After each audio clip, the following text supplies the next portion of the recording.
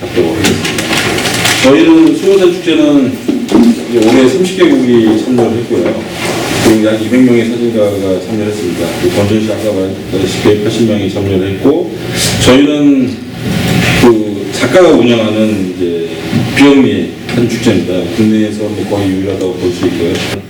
그 저희 사진 축제 참여 작가이기도 한 권학봉 작가님이 다행히도 수락해 주셔서 이 특강이 이제 마련이 됐고요.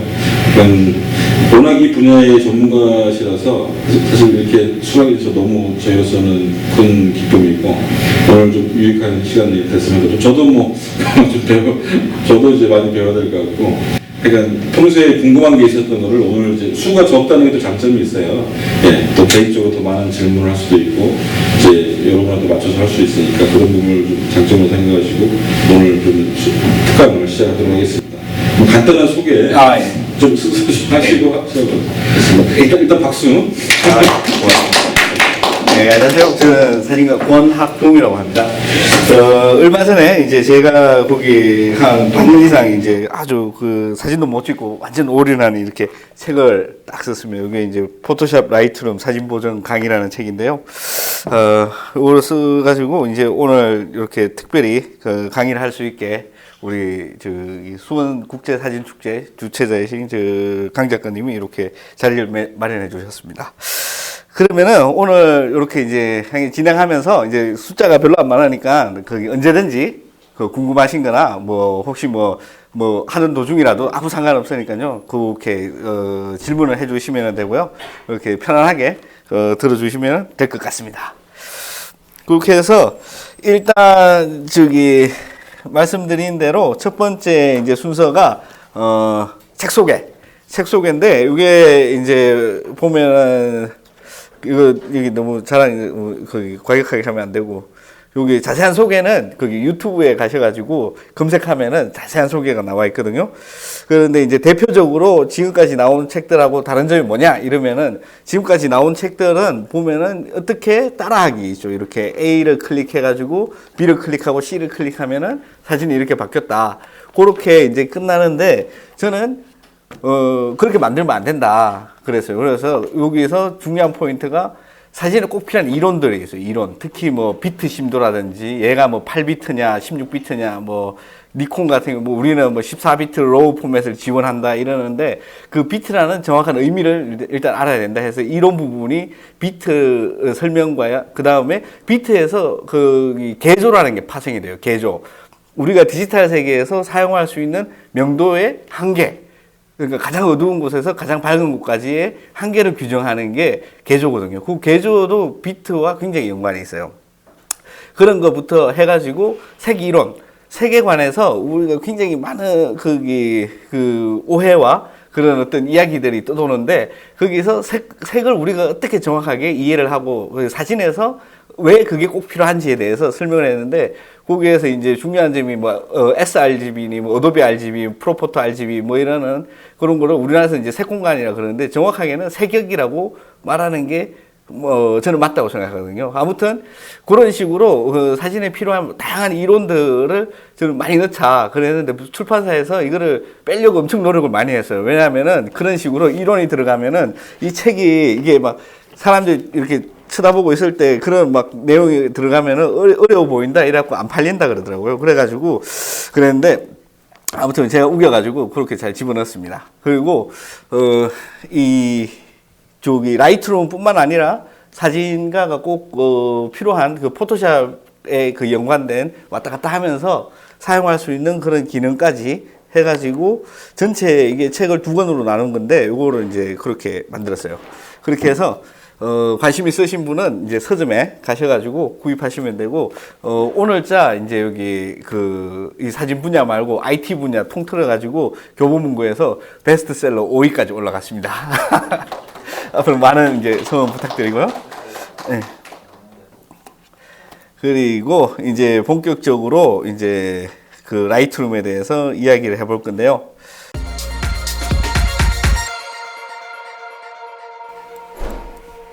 네.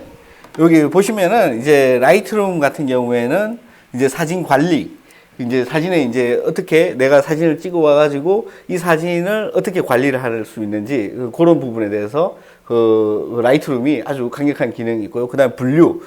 이 사진은 내가 언제 어디서 찍은 거다. 이 사진은 중요한 사진이다. 이 사진은 필요 없는 사진이다. 이런 식으로 사진가는 항상 사진을 분류할 수밖에 없습니다. 이런 분류를 특화시켜가지고 굉장히 쉽고 빠르게 할 수 있는 거고, 사진을 이제 공유하는 거. 우리, 뭐, 페이스북이라든지 뭐, 여러 가지 그 툴들, 그러니까 공유할 수 있는 툴들이 많은데요. 거기에서 이제 공유할 수 있는 기능. 그리고 홍보, 뭐, 거기 누가 페이스북에서 내 사진에 리플을 달았을 때, 페이스북에 굳이 가지 않고 이 라이트룸 내에서 바로 거기 응답을 한다든지 모든 것들이 가능하고요. 포토샵 같은 경우에는 실제로 쓰지 않는 분야를 뭐 찾기가 더 힘들 정도로 뭐 애니메이션, 영상, 영화, 뭐 웹 디자인, 편집 디자인, 뭐 건축이라든지 뭐 심지어 의료나 뭐 과학 분야, 미술, 뭐 순수 미술이나 뭐 드로잉까지 모든 게 다 사용하고 있습니다. 그 중에서 공통되는 거는 이제 사진 보정이라는 거죠. 사진 보정이라는 기능을 빼면은 이 포토샵과 이 라이트룸이 굉장히 특징이 자기의 성격이 굉장히 다른 프로그램입니다. 우리가 이제 이 라이트룸을 사용했을 때 여기 보시면은 여러 가지 분류할 수 있는 거기 방법이 있어요. 우리가 라이트룸을 쓰지 않고 포토샵만 쓴다면은 이 분류를 내가 거기 폴더에서 직접 하나씩 이 폴더를 만들어 가지고 거기에다가 라우 파일을 넣었다 뺐다 이런 거를 해줘야지 됩니다.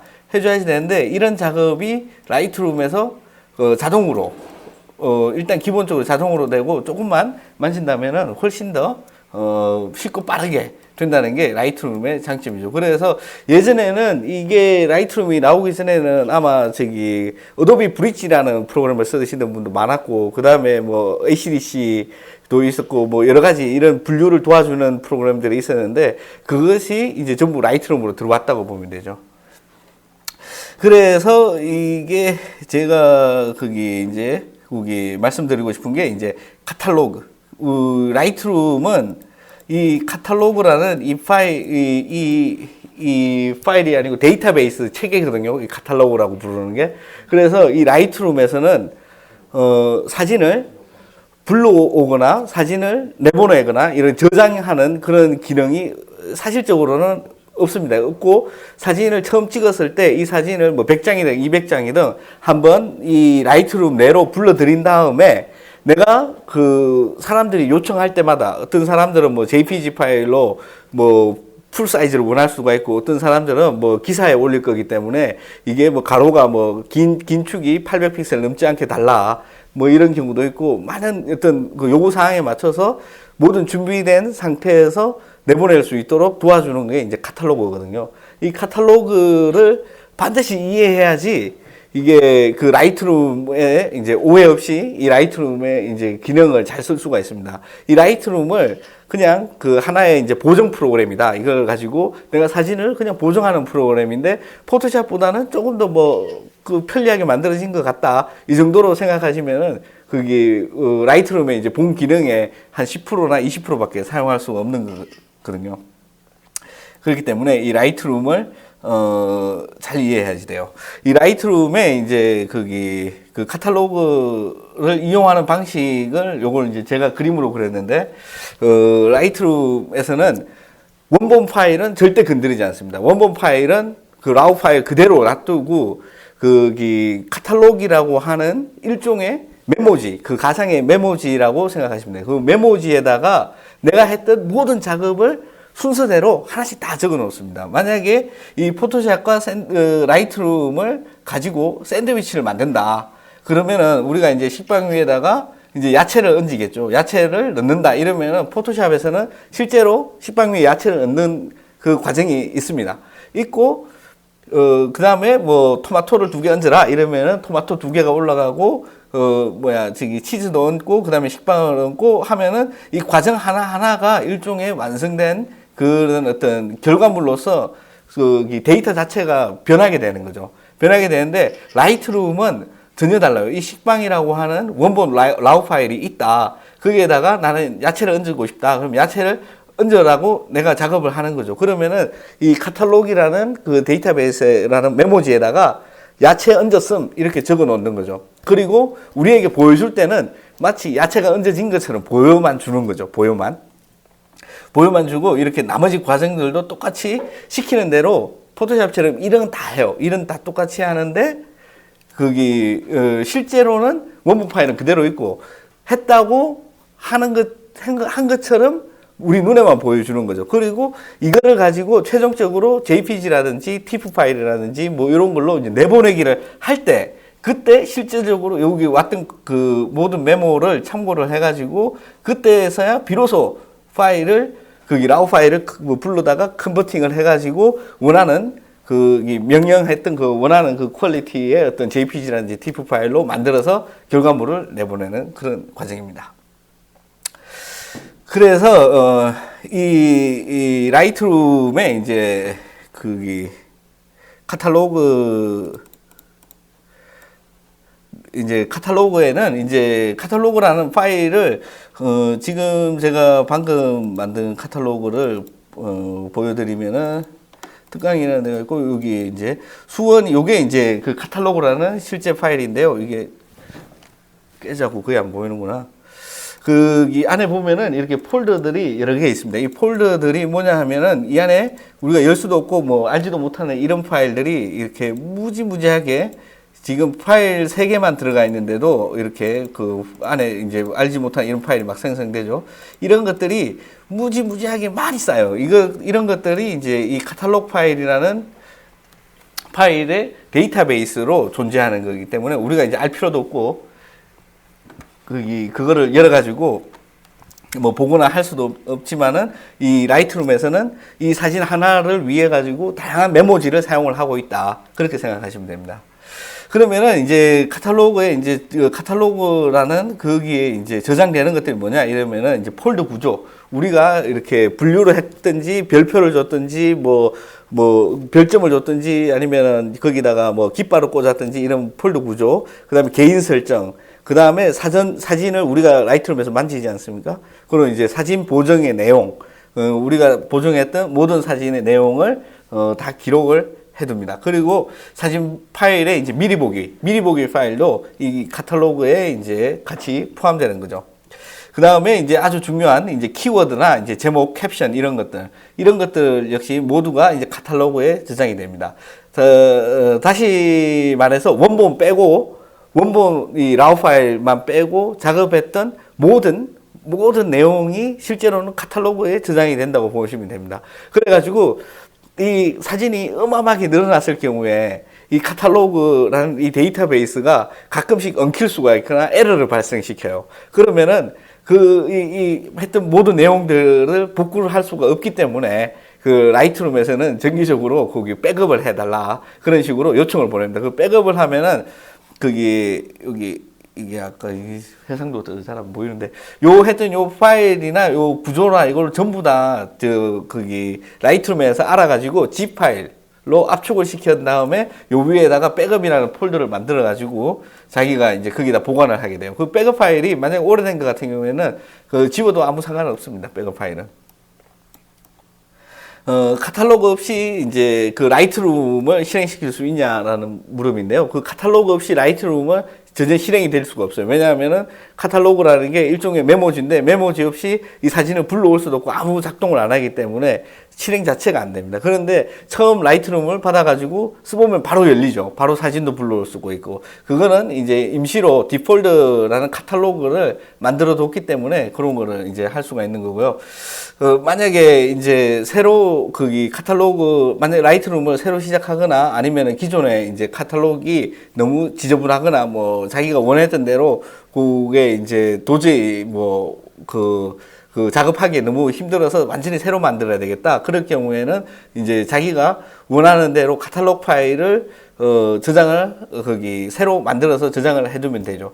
그게 이제 요즘 가장 큰 문제가 노트북 같은데 이런데 이제 사용할 때 이게 노트북 용량이 다 작아요. 그래서 보통은 카탈로그 파일까지는 이 노트북에 넣어놓고 실제 원본은 외장 하드에 빼두고 사용하는 그런 식의 이제 사용법이 이제 가장 일반적인데 그런 식으로 거기 그 사용하기 위해서 이제 카탈로그를 새로 만들거나 그런 식으로 할 수가 있고, 내가 이 카탈로그에서 만약에 필요한 거기 들어가 있는 분류의 폴더가 2013, 2014, 2015 뭐 이런 식으로 있는데 2013만 이제 더 이상 이거를 뭐 만지지도 않고 들여다보지도 않고 그거를 뭐 저기 그 더 이상 이제 아주 뭐 가끔 이건 나중에 쓸 것 같다 해서 얘만 따로 카탈로그랑 2014년에 관련된 그 파일에 그 원본 파일과 카탈로그만 뽑아서 따로 저장할 수도 있고, 그렇게 따로 저장한 거를 다시 카탈로그 안으로 또 불러 들어올 수도 있고, 이런 기능이 있어요.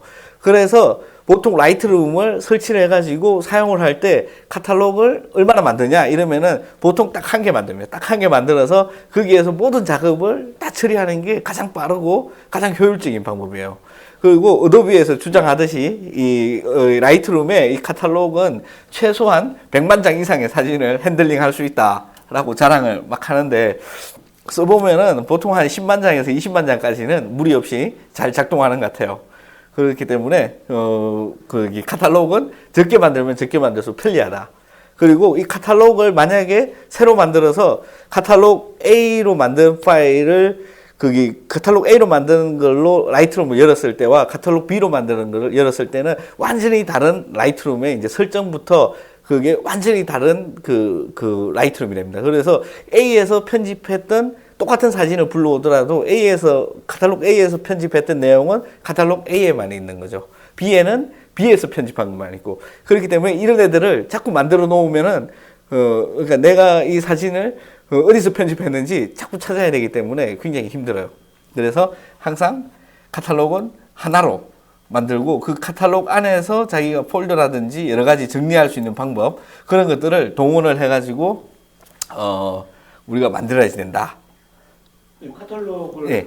있는데 거기에 보면 10만 장의 사진이 지금 카탈로그 상에 어떤 데이터가 있는 거잖아요. 예. 근데 노트북을 잊어먹었어요. 예.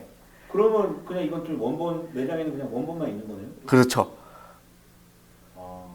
그래서 항상 정기적으로 백업을 했던 그 G 파일이라고 있는 거 있죠. 걔를 거기 원본 파일이 있는데도 그 복사를 해주는 게 좋죠. 그러면은 노트북을 잊어먹어도 내가 작업했던 내용은 살릴 수가 있으니까.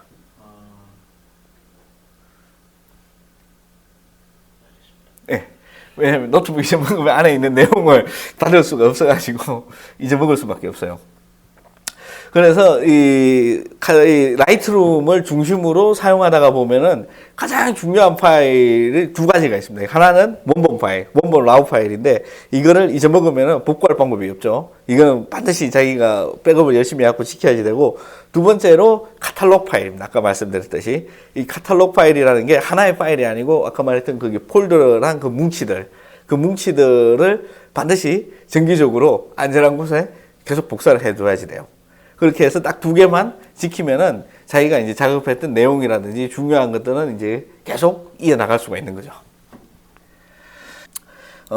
처음에 이제 2009년도 얘네들이 이제 라이트룸이 2007년도에 이제 정식으로 이제 나와가지고 그기 2009년도에 있을 때 여기 보면은 사진가 2만 명을 대상으로 인터넷 투표를 했어요. 뭐를 사용하고 있느냐 사진 보정할 때. 그 2009년도에는 라이트룸은 이제 19%고 저기 포토샵이 훨씬 많았습니다. 근데 2011년도쯤 되니까 32%로 라이트룸이 늘어가지고 거의 포토샵이랑 맞먹게 됐고 조금 더 많아졌죠. 근데 2013년이 되니까 이게 42%가 그래서 사진을 찍는 사람들한테는 포토샵이 중심이 아니라 이제 라이트룸이 완전히 중심이 됐다는 걸 알려주는 그런 설문조사이고요. 그게 이제 지금 2003년보다 지금 이제 라이트룸이 이제 파이가 더 커진 게 애플에서 저기 어퍼처라는 그 라이트룸의 거의 뭐 그 전신과 같은 그 프로그램이었는데 그 프로그램을 이제 개발 포기를 했어요. 애플에서. 그래가지고 이제 애플에 이제 어퍼처 쓰는 사람들도 전부 다 라이트룸으로 다 넘어오게 돼가지고 아마 2016년도 그걸 보면은 그 사진 쓰는 사람들의 절반 이상이 전부 다 라이트룸을 쓰지 않을까. 그리고 뭐 제가 이렇게 말씀드리면 뭐 어도비에서 나온 돈 받고 일하는 거 아니냐 이러는데 어도비에서 그런 게 아니고 이 어도비라는 회사가 이 사진 뭐 그래픽 쪽의 프로그램에 완전히 공룡이거든요. 공룡이라 가지고 옆에 누가 뭐 잘 나가는 그런 뭐 프로그램 회사가 있으면은 그 회사채로 인수하거나 그러기도 하고 뭐 아주 그냥 이 어도비에서 우리가 벗어날 그 가능성이 거의 없어요. 지금 앞으로도 제가 봤을 때는. 그리고 이 라이트룸이 생각보다 업데이트를 자주 해줍니다. 물론 지금 아직 니콘 D5 아직 그 라우 파일을 지원 안 해줘가지고 그런데 얘네들이 배가 좀 불렀나 봐요. 그런 거는 저기 항상 항의를 해주셔야 돼요. 항의. 빨리빨리 만들어달라. 그렇게 해서 공식 홈페이지 가가지고 항의를 많이 부탁드려요. 그리고 우리나라 사용자들이 그런 피드백이 별로 없어가지고 이게 어도비에서 좀 한글 지원이라든지 한글 유저들의 좀 에러가 좀 있어요. 버그가 좀 있고 그리고 여기까지 이제 말씀드린 거 이제 카탈로그라든지 뭐 라이트룸에 대해서 질문 더 없으시면은 이제 보정하는 거를 한번 보여드리도록 하겠습니다.